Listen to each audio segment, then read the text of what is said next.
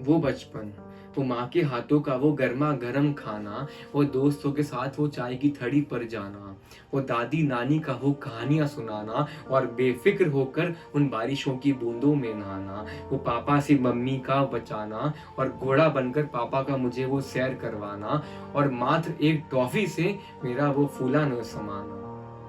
वो दादी से 5 रुपए मांगना और फिर उन्हें 2 रुपए वापस लाकर देना और फिर दादी का वो 2 रुपए भी मुझे यूं ही खुशी से दे देना और वो 2 रुपए लेकर दुनिया का सबसे अमीर इंसान से भी ज्यादा दौलत का महसूस होना। वो 2 रुपए अमूल्य थे, अब जेबों में हजारों हैं पर उनका भी कोई मोल नहीं। बेवजह हंसना, बेवजह रोना, वो चंद दोस्त, वो गली और वो मिट्टी का खिलौना,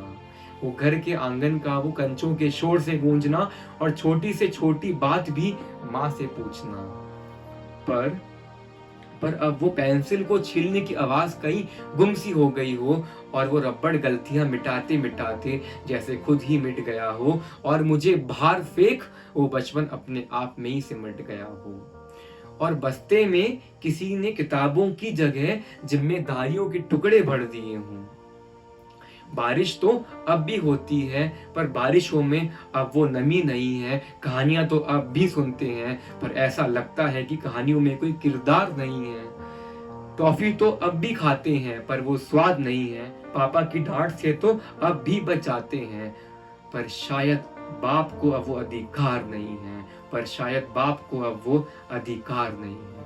पतंग तो अब भी उड़ रही है पर मेरे हाथों में अब उसकी डोर नहीं है और पतंगों के कटने पर आवाज तो अब भी होती है पर वो पहले जैसा शोर नहीं है। वो हथेलियों पर वो मंजों से हुए खरोचों की लकीरें जैसे किसी की पतंग की डोर बन गई हो और वो पतंग कटकर नहीं रूठकर किसी और की हो गई हो और वो पतंग कटकर नहीं रूठकर किसी और की हो गई हो।